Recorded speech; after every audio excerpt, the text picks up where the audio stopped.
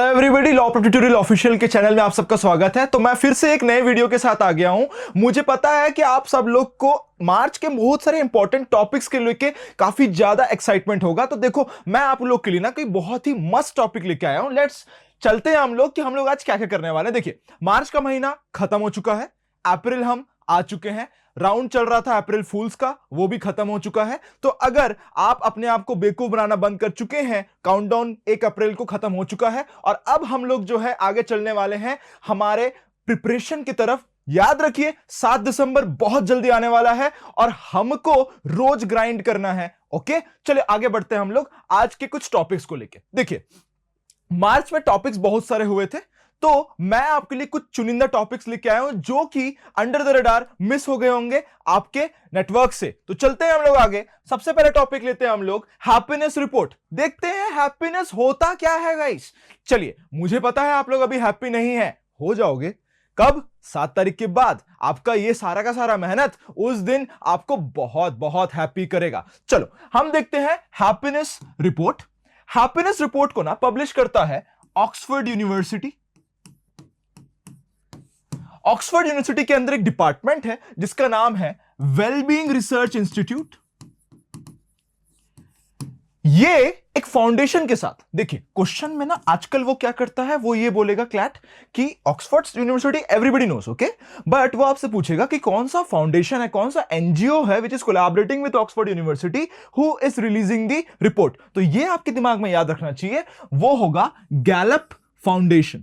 Oxford university along with Gallup Foundation and United Nations Sustainable Development Network, ये तीनों के तीनों ऑर्गेनाइजेशन मिलके हर साल एक रिपोर्ट निकाल रहे होते हैं जिसका नाम उन्होंने रखा हुआ है हैप्पीनेस रिपोर्ट। अब आपके जवाब में एक सवाल आएगा कि हैप्पीनेस हम गिन कैसे सकते हैं? बताता हूं। इन लोग ना एक क्राइटेरिया यूज करते हैं जिसका नाम है हैप्पीनेस फैक्टर्स। देखिए, पैसा एक बहुत बड़ा वैल्यू होता है आपकी जिंदगी में कि हाँ, बिना पैसे के आप आगे बढ़ नहीं सकते, ये सच्चाई है। बट क्या पैसा सब कुछ होता है? सच बोलूं तो हाँ, बट उसके साथ साथ कुछ और चीजें भी होती हैं जो पैसों के साथ आपकी जिंदगी में होनी चाहिए। देखते हैं सबसे पहले GDP per capita. What do you mean by GDP per capita? GDP क्या होता है? सबसे पहले एक छोटा सा आपको ब्रीदर दे देता हूं। GDP मतलब हमारे तीनों सेक्टर्स, प्राइमरी, सेकेंडरी, टर्शरी, इन तीनों सेक्टर्स जितना भी प्रोडक्ट्स बना रहे हैं एक साल में एक नेशन के अंदर, और जो पैसा बन रहा है उससे एक नेशन के अंदर, उसी को बोलते हैं क्या? जीडीपी। ओके, अब इंडिया की जीडीपी समवेयर अराउंड $4 ट्रिलियन पहुंच चुकी है। उसको मैं डिवाइड कर दूंगा इंडिया के पॉपुलेशन से, तो मेरे को मिल जाएगा जीडीपी पर कैपिटा, जो कि है इंडिया का काफी ज्यादा कम, और इसीलिए हम लोग एक डेवलपिंग कंट्रीज के अंदर आ रहे होते हैं। अब सिंपल सी बात है कि आप बहुत टॉप कॉलेज से पढ़ाई किए और अगर आप अपने होम टाउन में जाके नौकरी करने गए या अपना बिजनेस स्टार्ट करने गए और आप ये नोटिस कर रहे हैं कि आप अपने एलिजिबिलिटी और अपने क्वालिफिकेशन के हिसाब से पैसा नहीं कमा पा रहे हैं, तो आपको खुशी होगा क्या? नहीं होगा ना। इसीलिए जीडीपी पर कैपिटा कि आप कितना कमा सकते हैं अपने कंट्री के अंदर, पहला चीज। Second, social support. Social support क्या होता है? Let's take a very good example. ठीक है, हम अपने एनएलयूज का ही और अपने आईआईटीज का ही एग्जांपल लेते हैं। Both are one of the best universities in India, right? Let's take a comparison between someone who is born in Germany, okay, and someone who is born in India. Both are absolutely brilliant students. तो 12वीं के बाद जब वो लोग अपना graduation करने के लिए जाएंगे तो एक चीज याद रखेंगे, अगर आप आईआईटी जाने वाले हैं तो आपको एक फीस भरना पड़ता है, और वो फीस ना कम नहीं होता है। फीस जो है somewhat around 1.5 lakh to 2 lakh rupees per year होता है। अब आप बोलेंगे कि जर्मनी वाले को क्या फायदा हो रहा है? German government socially supports that person, that student. तो होगा ये कि जब वो बच्चा अपना ग्रेजुएशन मास्टर्स करने जर्मन यूनिवर्सिटी जाएगा, even though he is going to the top most university like Max Planck और समथिंग, वो वहां पे जाके 1 रुपए भी नहीं खर्चा करेगा, तो वो खुश होगा ना। कहां हम लोग जो मेरिटोरियस हैं, टॉप नॉच स्कूल जा रहे हैं, लॉ स्कूल जा रहे हैं, आईआईटी जा रहे हैं, and then also we have to think about the money which we have to spend. News में हम लोग पढ़ते रहते हैं कि किसी गरीब बच्चे का सिलेक्शन हो गया है और उसको कोई क्रिकेटर, नेता, मंत्री जो है स्पॉन्सर कर रहे हैं। नौबत ही क्यों आ रहा है जब हम इतना सारा टैक्स पे कर रहे हैं? क्या सरकार हमको सपोर्ट करती है हमारे एजुकेशन में? नहीं। और इसी कारण से हैप्पीनेस में एक बहुत बड़ा फैक्टर दिखाया जाता है कि आपके पास सोशल सपोर्ट है कि नहीं है। आगे चलते हैं हम लोग। Healthy and life expectancy. अरे लाइफ एक्सपेक्टेंसी का मैं एक बहुत ही बढ़िया एग्जांपल दे देता हूं, डायरेक्ट मुद्दे पे बात कर लेते हैं कि एक बात बताएं मुझे, महिलाएं मां बनती हैं और इंडिया में मदर मोर्टालिटी रेट है, मदर मोर्टालिटी रेट एग्जिस्ट करता है। इसका यह मतलब हुआ कि अगर कोई महिला अपने करियर के पीक में मां बन रही है, जो कि एक नेचुरल प्रोसेस है, इंडिया में यह हो सकता है कि वो चाइल्ड बर्थ के समय डेड हो जाए, मर जाए। डोंट यू थिंक एक महिला मां कब बनती है? 28 से 35 साल की उम्र के बीच में यूजुअली। और उस समय जब वो अपने करियर के पीक में होगी, तो एक लड़का जो अपने करियर के पीक में आगे बढ़ेगा और एक लड़की just because she has to give birth to a child, वो अपने इस दुनिया को छोड़ के चले जाएगी। आपको नहीं लगता it is a very big source of sadness? तो इसलिए हैप्पीनेस रिपोर्ट के अंदर हम लाइफ एक्सपेक्टेंसी और हेल्थ जैसी फैक्टर्स को भी देख रहे होते हैं। अरे जिंदा रहेंगे तब ना तो खुश रहेंगे, एग्री करते हैं? मरा हुआ इंसान खुश है कि दुखी है क्या पता। समझ में आया ये चीज? आगे एक और फैक्टर इसमें यूज होता है, वो है आपका फ्रीडम। फ्रीडम बोले तो आजादी, ठीक है। अब एक चीज नोटिस करेंगे, खासकर बॉयज एंड गर्ल्स, आपका जो चॉइस है, क्या उस चॉइस को सोसाइटी एक्सेप्ट करती है क्या? इंडिया बीइंग अ कम्युनिटी, यहां पे ना एक चीज बहुत कॉमन है, लोग अपना बिजनेस छोड़ के बाकी सबके बिजनेस में नाक डालेंगे। खाना क्या खा रहे हो? छोले पूड़ी खा रहे हो? हेल्दी नहीं है। पोहा खा रहे हो? इंदौरी हो। जलेबी खा रहे हो? पसंद नहीं आएगा, मीठा हो जाएगा, डायबिटीज हो जाएगा। शॉर्ट कपड़े पहने हुए हो, कैरेक्टरलेस हो। रात को 11 बजे आ रहे हो, मुंह काला करवा के आ रहे हो। सब चीज जो है हैप्पीनेस और फ्रीडम के ऊपर डिपेंड करता है। आपको अपने पर्सनल लाइफ में जो करने की आजादी मिलनी चाहिए वो एब्सेंट अगर है तो क्या आप हैप्पी रहेंगे? पग पग में अगर आपको हर चीज अपने चीजों को जस्टिफाई करना पड़े, क्या आप हैप्पी रहेंगे? तो it is a very big factor. आगे देखते हैं हम लोग और क्या है। Perception of corruption. Perception of corruption. अरे करप्शन बोलने की मुझे कोई जरूरत नहीं है।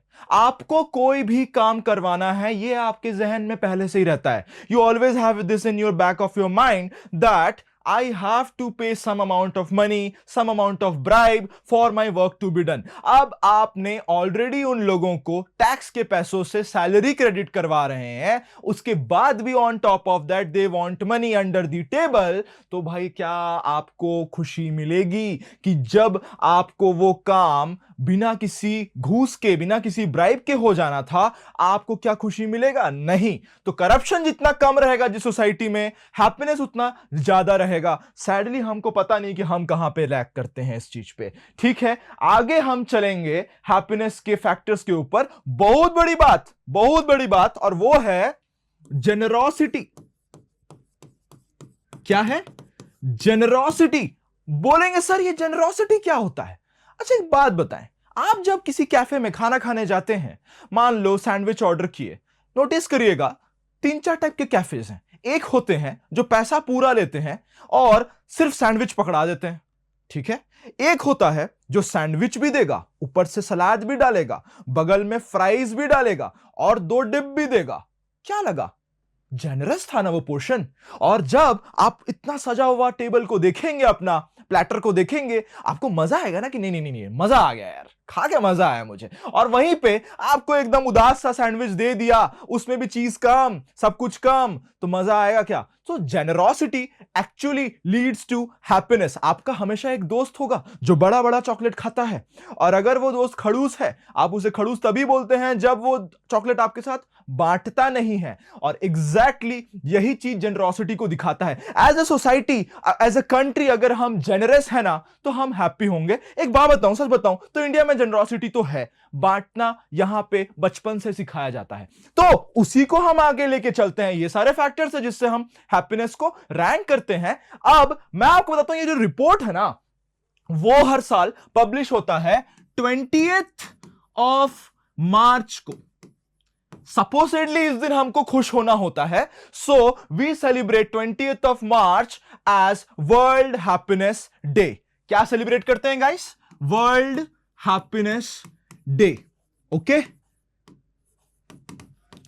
अब एक और चीज, आपसे क्वेश्चन पूछेगा एकदम हाईलाइट में सिंगल लाइन, वो ये पूछेगा कि भाई थीम क्या है? तो आपको थीम याद रखना है, आप करें ना करें बट ये थीम याद रखें, वो है शेयरिंग इज केयरिंग। ठीक है, थीम क्या है इस बार का? शेयरिंग इज केयरिंग, ये हमारा थीम रहा। क्लियर हुआ ये चीज? सो अब हम चलते हैं रैंकिंग की तरफ। देखिए, पिछले 9 साल से एक कंट्री है, ठीक है, यूरोप में मिलेगा आपको, नॉर्डिक कंट्री है, उसका नाम है फिनलैंड। फिनलैंड 9 साल से रिकॉर्ड, अगले साल 10 साल हो जाएगा, ठीक है, अ decade. This country every year is coming in rank 1 in world happiness index. सबसे खुश यहां के लोग। ऐसा क्या करते हैं ये हमको देखना चाहिए, पर ये रैंक 1 है। रैंक 2 में आपको मिल जाएगा डेनमार्क, और रैंक 3 में आपको मिल जाएगा आइसलैंड। फिनलैंड की राजधानी आप बताएंगे नीचे कमेंट सेक्शन में। डेनमार्क की राजधानी कोपेनहेगन, आइसलैंड की राजधानी मैं बता देता हूं राइकोजोविक। ठीक है, नीचे कमेंट सेक्शन में पूरा पार्टिसिपेशन चाहिए मेरे को। ओके, तो ये था हमारा हैप्पीनेस रिपोर्ट के विनर्स। अब देखते हैं कि भाई हम एज ए इंडिया कहां पे स्टैंड करते हैं। हम स्टैंड करते हैं, इंडिया का जो रैंक है वो ना, जी हां आप सही सोच रहे हैं, रैंक जो है हमारा 118। इसके साथ एक और इंफॉर्मेशन जान लीजिए कि टोटल कितने कंट्रीज है जिनको ये रैंक करता है। 118 में 147 कंट्रीज, 118 रैंक है हमारा 147 कंट्रीज में। एक और चीज आपसे पूछ देगा, sentence correction, which of this statements is correct और समथिंग, तो उसमें वो पूछ सकता है आपसे कि पाकिस्तान का क्या रैंक है, whether Pakistan is behind India in happiness rank. No, Pakistan का रैंक है 108। देखिए, डेल्यूजन में सब कोई रह सकते हैं, और यहां पे इनके सिटीजन शायद डेल्यूजन में रह रहे हैं। ठीक है, पाकिस्तान का रैंक है 108। ओके, और हां 147th रैंक कंट्री जहां पे आपको नहीं होना है, but for some reason, weird reason, Indians को वहां वीजा ऑन अराइवल और विदाउट वीजा फ्री एक्सेस ही मिल गया हुआ है, और वो है 147 रैंक के साथ अफगानिस्तान। ओके, सो ये था हमारा हैप्पीनेस रिपोर्ट। पढ़िए इसको बढ़िया से, खुश रहिए। अब हम चलते हैं नेक्स्ट टॉपिक की तरफ। ओके, नेक्स्ट टॉपिक है हमारा डॉल्फिन। ठीक है, आप सब लोग डॉल्फिन लोग को पसंद करते ही होंगे। पहला क्वेश्चन मेरे लिए आपके लिए वो है कि भाई डॉल्फिन किस फैमिली के अंदर आता है? किस फैमिली के अंदर आता है? नीचे कमेंट सेक्शन में बताएं। नहीं लिखे अभी तक कमेंट, मैं बता देता हूं। वेल, वेल फैमिली के अंदर आता है डॉल्फिन। ठीक है, और ना इनकी आंखें थोड़ी कमजोर होती हैं। सारे वेल्स की आंखें एक्चुअली कमजोर होती हैं, ठीक है, बट इनकी कुछ ज्यादा ही कमजोर होती है। अब हुआ है कुछ ऐसा कि लास्ट ईयर ना स्नो लेपर्ड के ऊपर सर्वे किए थे। ये एग्जॉटिक स्पीशीज है, फ्लफी फ्लफी, ठीक है, उनके ऊपर इन लोगों ने सर्वे किया हुआ था। इस बार इन लोगों ने एक और एक्वाटिक फ्लफी फ्लफी क्रिएचर को पकड़ा, और उसका नाम है रिवर डॉल्फिन। ठीक है, सो डॉल्फिन्स ना 2 जगह पाए जाते हैं, एक होता है फ्रेश वाटर डॉल्फिन और एक होता है सी वाटर डॉल्फिन। तो इस बार इंडिया में जितने भी फ्रेश वाटर डॉल्फिन्स हैं उनका सर्वे किया गया था। ठीक है, तो देखते हैं फ्रेश वाटर डॉल्फिन के कितने स्पीशीज होते हैं, देखते हैं। ओके, फ्रेश वाटर डॉल्फिन्स के ना हमारे यहां इंडिया में जो स्पीशीज मिलता है उसका नाम है गैंजेटिक डॉल्फिन।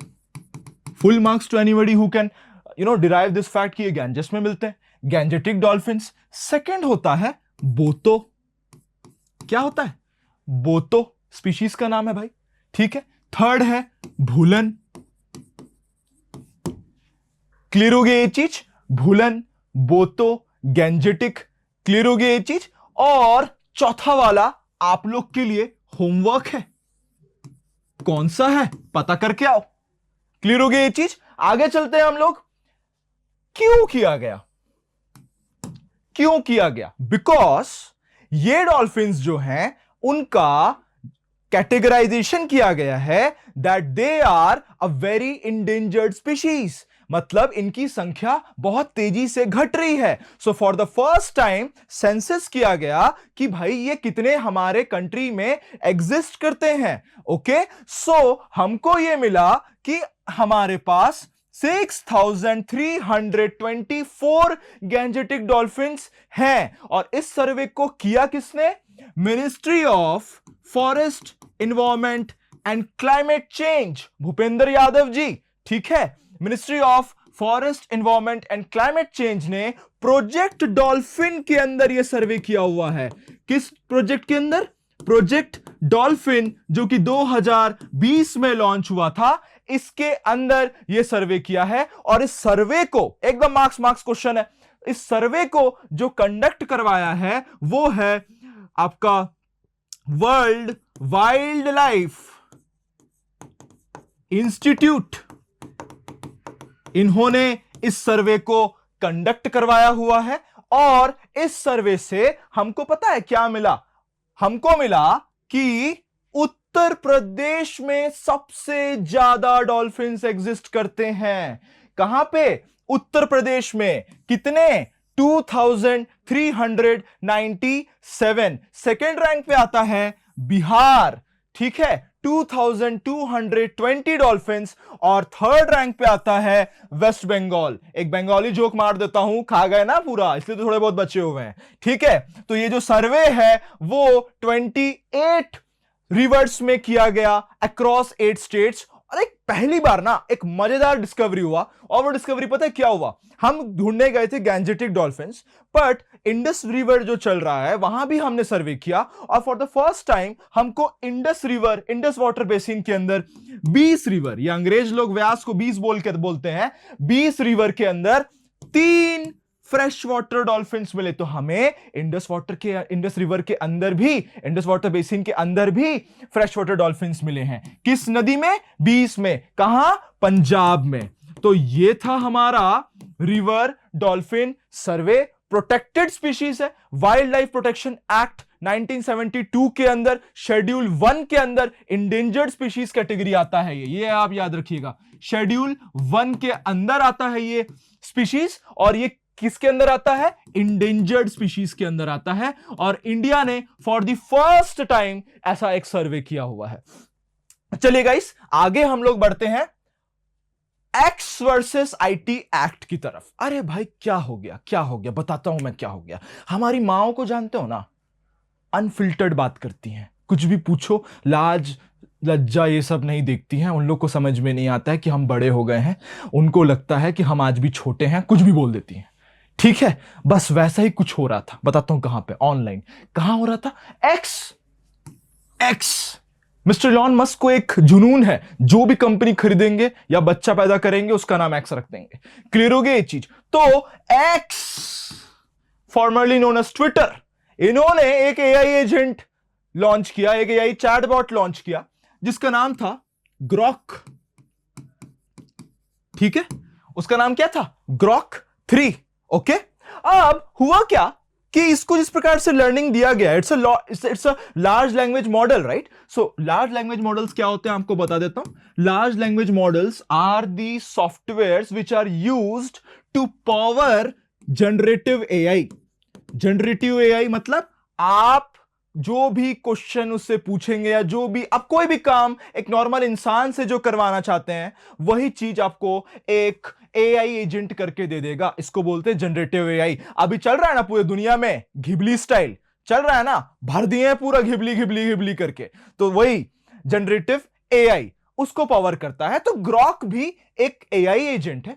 ओके, सो बात यह था कि इंडिया में बहुत सारे क्वेश्चंस पूछे जा रहे थे ग्रॉक से, जिसका जवाब काफी अनफिल्टर्ड तरीके से ग्रॉक दे रहा था। अब बहुत सारे क्वेश्चंस ऐसे थे जिस कारण से काफी ज्यादा विवाद क्रिएट हो रहा था ऑनलाइन प्लेटफॉर्म के कारण। ओके, तो हुआ कुछ ऐसा कि गवर्नमेंट ऑफ इंडिया ने section 79 sub section 3 sub clause B के अंदर एक नोटिस भिजवा दिया। क्या भिजवा दिया? नोटिस भिजवा दिया। किसको भिजवा दिया? एक्स को भिजवा दिया, ये बोल के कि भाई ये जो बोल रहा है वो ना, जितना भी कंटेंट वो बोल रहा है वो क्या है? Unlawful content. एक ऐसा कंटेंट जो आप media, social media, online digital sphere में डाल नहीं सकते। अनलॉफुल कंटेंट हटाने नहीं बोल रहे हैं। नोटिस करेंगे इस सेक्शन के अंदर क्या खूबसूरती है, क्या यूज कर रहे हैं, बताता हूं। तो नोटिस डाल दिया कि ये सारे कंटेंट अनलॉफुल कंटेंट है। अब थोड़ा समझते हैं सेक्शन 79 होता क्या है, देखते हैं। Section 79 of the IT Act talks about one thing and one thing only, that is safe harbor। Safe harbour की बात कर रहा होता है। सेफ हार्बर मतलब इम्यूनिटी। किसकी बात? क्या होता है इसका मतलब? इम्यूनिटी। इम्यूनिटी बोले तो समझिए कंसेप्ट। नोटिस करो ना यार, इंस्टाग्राम में आजकल एक नया ट्रेंड चल गया है ना कि लोग आते हैं, पोस्ट में आपके नीचे कमेंट करेंगे, कलेश लगाएंगे, लड़ाई करेंगे और भाग जाएंगे। ठीक है, अब नोटिस करो, इंस्टाग्राम एक क्या है? Social media platform. एक्स क्या है? Social media platform. आपका फेसबुक क्या है? Social media platform. यहां पे सारे यूजर्स आ रहे हैं और अपना सोशलाइज हो रहे हैं, डेटा शेयर कर रहे हैं। एग्रीड है ये चीज?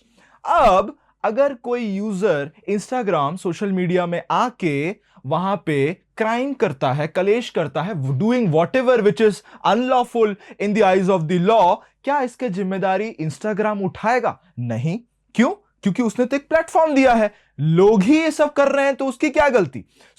उसको ये जो इम्यूनिटी मिला हुआ है कि जो भी उसके यूजर्स करेंगे उसका लायबिलिटी इंस्टाग्राम, एक्स, ट्विटर, इन लोग नहीं उठाएंगे। इसी सेक्शन को बोलते हैं सेक्शन 79 सेफ हार्बर क्लॉज, कि social media will not be liable for any of the acts which is being done by its users. अब इस सेक्शन के अंदर ना एक एक्सेप्शन है, that is 79 subsection 3 subsection B. वो ये बोलता है कि अगर सोशल मीडिया को अपने किसी इंफॉर्मेशन से यह समझ में आ जाए कि जो भी कंटेंट उनके इंटरमीडियरी के अंदर, प्लेटफॉर्म के अंदर अनलॉफुली प्रोपोगेट हो रहे हैं, तो या तो वो उसे खुद हटा दे, या तो अगर सरकार को दिखे कि ये अनलॉफुल कंटेंट है तो वो ना एक पोर्टल का उपयोग करते हैं। उस पोर्टल का नाम है सहयोग पोर्टल।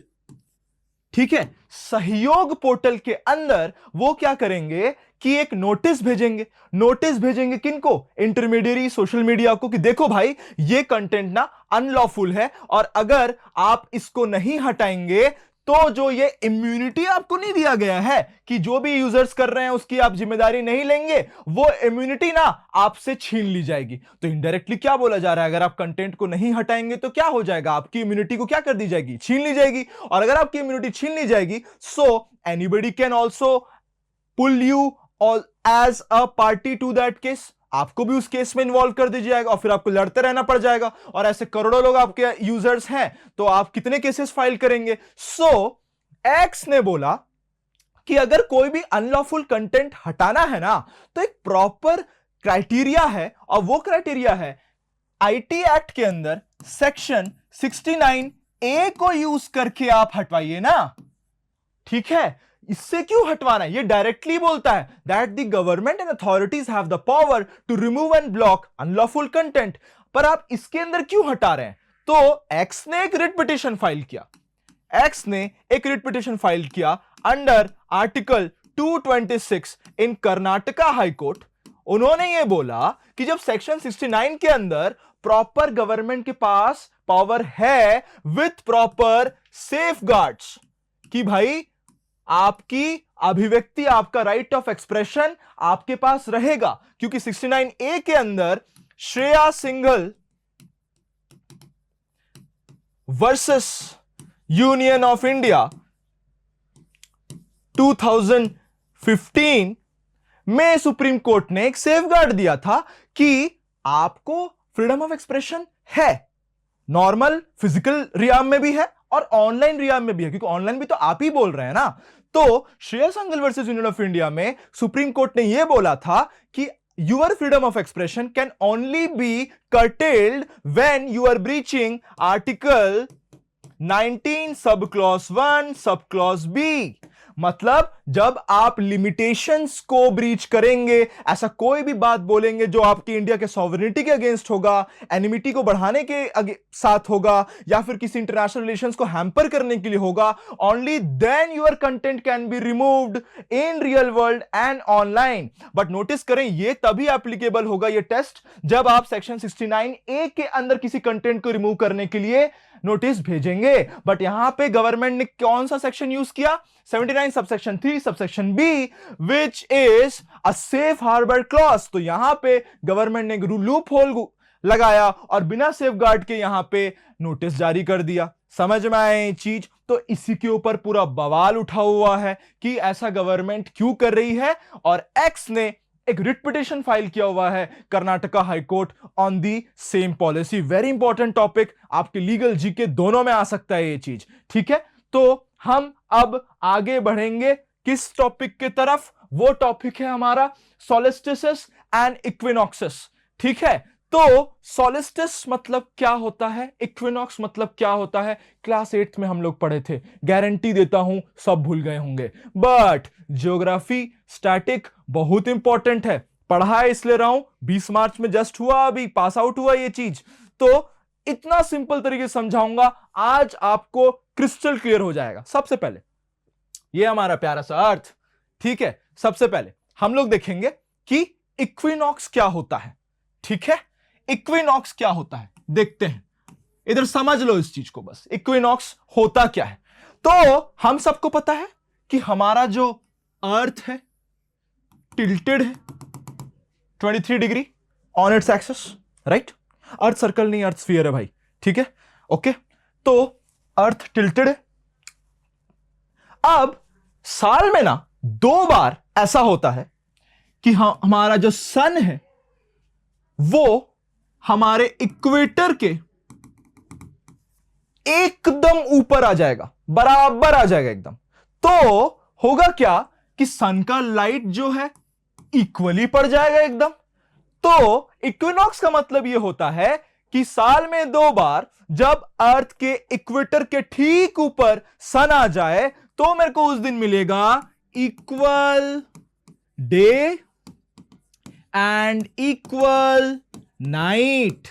तो दिन और रात उस दिन सेम सेम हो जाते हैं, और इसी फेनोमेनन को बोलते हैं क्या? इक्विनॉक्स। अब ये होता क्यों है नोटिस करेंगे, जो हमारा अर्थ का टिल्ट है ना, उसी टिल्ट के कारण हमारे अर्थ में क्या है? वेदर है। ओके, सो जब ये इक्विनॉक्स होता है तो उसके बाद जो है ऋतुएं चेंज होती हैं, सीजन्स चेंज होते हैं। तो एक आपका इक्विनॉक्स होता है आपका वर्नल इक्विनॉक्स, जिसको हम लोग स्प्रिंग इक्विनॉक्स भी बोलते हैं नॉर्दर्न हेमिस्फीयर में। ठीक है, और एक आपका होता है, इससे क्या आता है नॉर्दर्न हेमिस्फीयर में? स्प्रिंग सीजन आता है। और एक होता है आपका ऑटम इक्विनॉक्स, जो कि आपका सितंबर में आएगा नॉर्दर्न हेमिस्फीयर में, और इससे आ जाएगी आपकी ठंडी। तो अब मैंने बोला कि सिर्फ नॉर्दर्न हेमिस्फीयर का बताया, भाई जो नॉर्दर्न हेमिस्फीयर में होगा ना उसके जस्ट उल्टा हो जाएगा, पता है कहां पे? सदर्न हेमिस्फीयर में। सो अगर इक्विनॉक्स हो रहा है स्प्रिंग वाला नॉर्दर्न हेमिस्फीयर में, तो सदर्न हेमिस्फीयर में ना आ जाएगा आपका ऑटम, और यहां पे अगर ऑटम इक्विनॉक्स हो रहा है ना तो आपके सदर्न हेमिस्फीयर में हो जाएगा स्प्रिंग। क्लियर हो गया ये चीज? ये हो गया आपका spring equinox and autumn equinox. Equinox बोले तो सेम दिन का ड्यूरेशन और सेम रात का duration. This is what equinoxes are all about. साल में 2 बार होता है। आगे बढ़ते हैं हम लोग सोलिस्टिस की तरफ। ओके, बहुत इंपॉर्टेंट कंसेप्ट है। ठीक है, सोलिस्टिस, अर्थ टिल्टेड है, एग्रीड है ये चीज? तो ये टिल्ट जो है, एक बार सन को जब हम रिवॉल्व कर रहे होंगे तो एक बार हमारा टिल्ट क्लोजेस्ट होगा टुवर्ड्स द सन, और एक बार हमारा टिल्ट फारदेस्ट होगा टुवर्ड्स द सन। तो जब ये टिल्ट जो अर्थ का होता है क्लोजेस्ट होता है टुवर्ड्स द सन, तो एकदम सिंपल सी बात है, सबसे ज्यादा सन का लाइट और रेस पड़ेगा अर्थ के ऊपर, तो उसको बोलते हैं आपका समर सोलिस्टिस। आने वाला है, और जिस दिन समर सोलिस्टिस होता है ना उस दिन लॉन्गेस्ट डे होता है और शॉर्टेस्ट नाइट होता है। क्लियर हो गया? इसको बोलते हैं समर सोलिस्टिस। और उसके बाद जब अर्थ का टिल्ट जब उल्टा हो जाएगा सन की तरफ, मतलब फारदेस्ट होगा, सन से सबसे दूर होगा, तो उस दिन मुझे क्या मिल जाएगा? सबसे कम लाइट मिलेगा उस दिन। तो वो हो जाएगा आपका longest night and shortest day. इसी को बोलते हैं सोलिस्टिस, इसी को बोलते हैं इक्विनॉक्स। आप लोग को मैं बढ़िया सा होमवर्क दे रहा हूं, ये बहुत पूछता है क्लैट वाला। आप होमवर्क करके आएंगे ऑरोरा के बारे में, ठीक है? बोरियालिस कौन सा होता है एंड ऑस्ट्रालिस कौन सा होता है। एंड विद दिस गाइस हम अपना खत्म कर रहे हैं आज के टॉपिक्स को। मैं आ रहा हूं बहुत ही जल्दी नए वीडियोस को लेके। Thank you, bye bye. जुड़े रहिए, कमेंट सेक्शन में और प्यार बांटिए। Bye bye.